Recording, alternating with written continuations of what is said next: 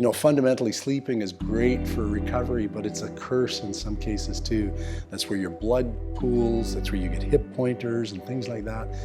And mucus curdles or forms in pools. So really, this becomes even more important here. Web the fingers together and just cycle them up above you.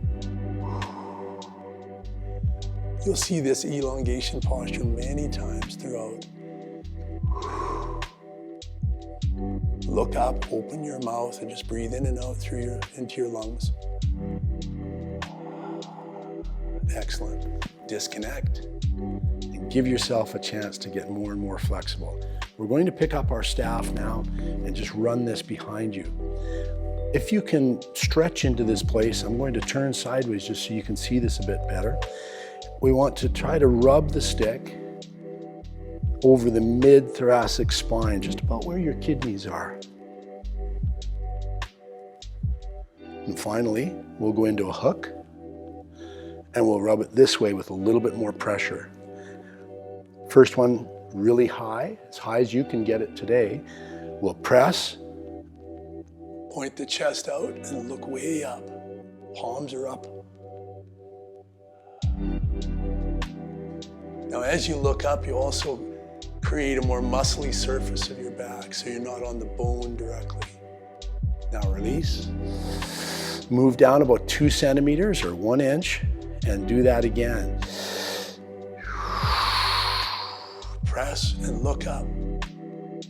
Nice. Now you naturally may hear or feel a little crepitus or popping or spinal replacement of the bone, especially after sleep, and especially if you do this segment after the wake-up morning exercises that we showed you in the beginning.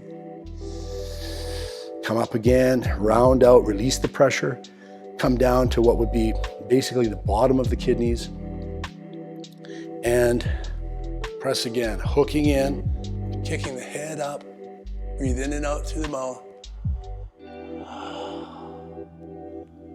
Boy, if I could have a microphone right on my back, you could hear my back replacing itself or correcting its position. Real nice. And release. You know, fundamentally, sleeping is great for recovery, but it's a curse in some cases too. That's where your blood pools, that's where you get hip pointers and things like that. And mucus curdles or forms in pools. So really, this becomes even more important, your shocho shuho. Good. Wide grip now. We're going to pivot the staff right over to the front side and just hang the fingers like this and let your thumbs drop away. We're going to drop the staff to the ground or go down as far as you can and then drive forward. And as you drive forward, try to place your head right on the ground underneath the stick. So once again, we come to the back side, we're in reverse grip. We come right over to the front. It doesn't matter if your right leg's in front right now. Place that on the ground and drive forward.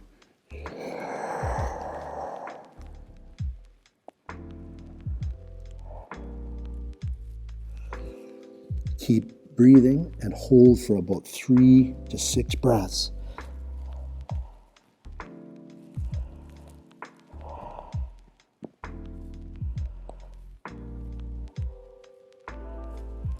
Nice work.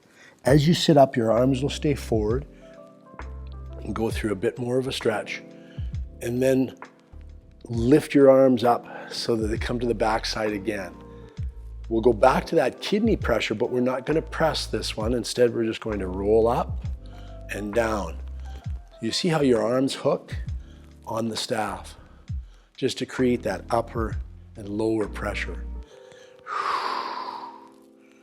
Real good. Now fan the hands out thusly and pivot slightly. So now the side of the stick or the side of the body gets even more pressure.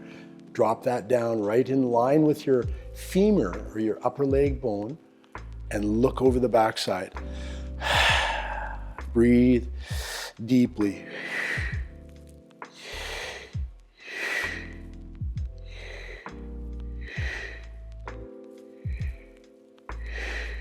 That's it. And then release.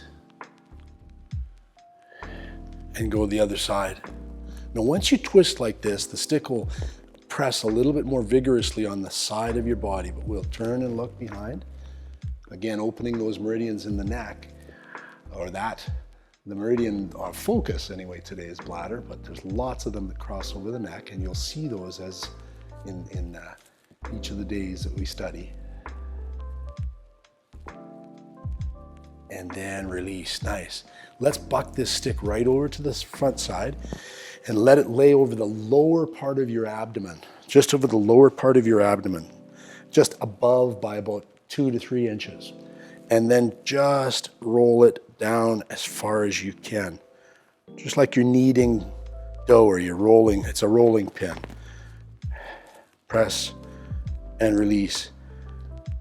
Now again, if you haven't gotten up and already released yourself, this may be a little bit hard for you. So hopefully you've emptied your bladder. Press and then release. Nice. Now often the breath is compression style breathing, and what that is you're breathing in and then you breathe out while you roll. Keep breathing out, and then when you get to the bottom of the roll, release the pressure and breathe back in. So it works more like that. Really nice.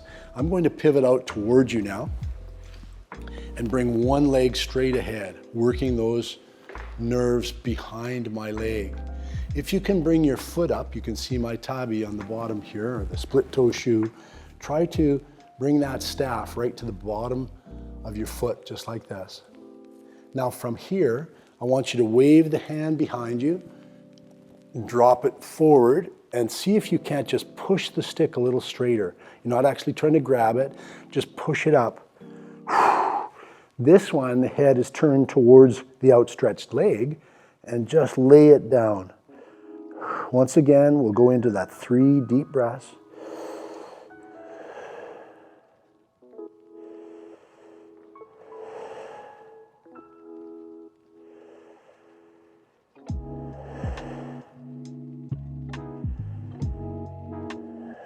Beautiful. Let the top hand slide, cantilever over the toe. And this is a common position in martial arts, especially just to try to get your legs a little more flexible. But we're doing it here with the augmentation of understanding that there's meridians involved in this now, not just muscle and tissue and tendon. Rise that up. Position, holding it here with one hand. If you can get all the way down, you're welcome to come to this point. If you can't quite get to the bottom of your foot right now, you will be able to be as soon as you practice a bit more.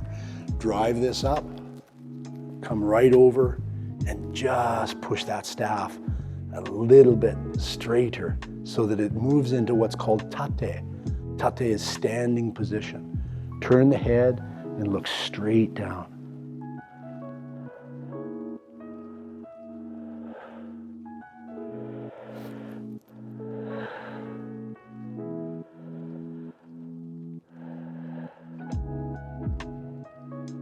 That's the way it's done. Lift the head first, the top hand comes out, or you can cantilever the staff right across. Now we'll borrow what's called the fire stretch position for the final position today. We're going to drive in by pulling the staff towards the midsection of the foot.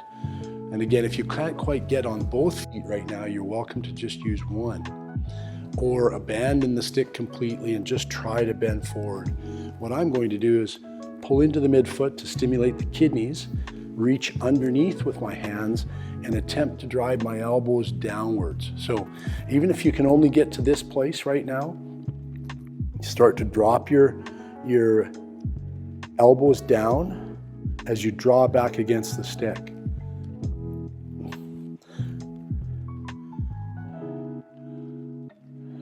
And hold it at the deepest point that you can for 3 breaths.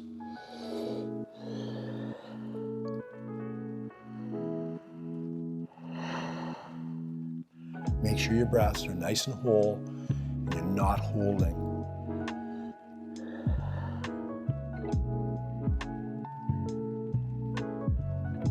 Real nice. Come on up, super slow. Now, as we retract from that, we're just going to transfer through this posture before we gather up our pillows. One more time, we're holding here at the ankle, lifting up and moving slightly from side to side. Just to stir the energy through the kidneys and the bladder. Just side to side, that's the way.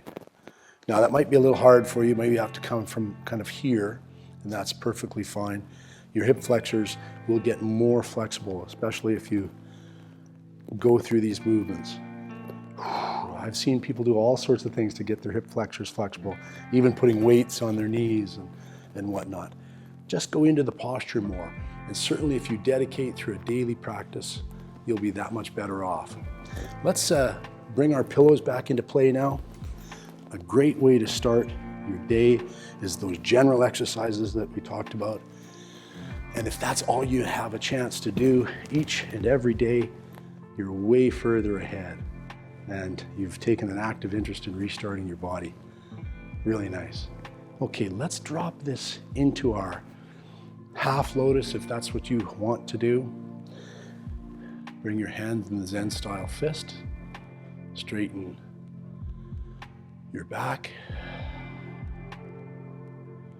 And start your breathing cycle, breathing in through the nose and breathing out through the mouth.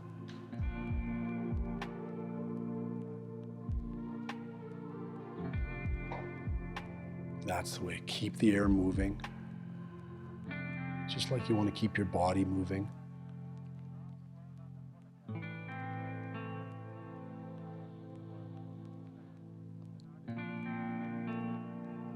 Now, as you continue to breathe, I'm going to move over to the taiko, not to be associated with taiko kyo.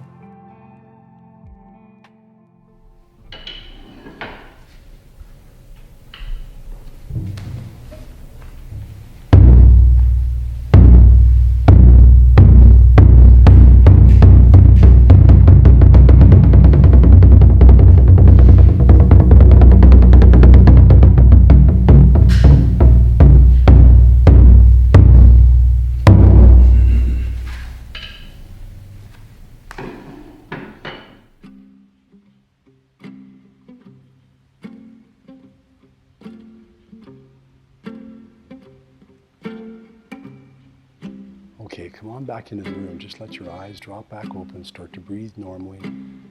And good on you for getting started and getting your body working through that water element. Again, taiko means body drum, and taiko kyu means kokyu means breath. Sorry, a little bit of a tongue twister. Kokyu means breath, and tai is body. Thanks for joining, and we'll see you again on the next lesson.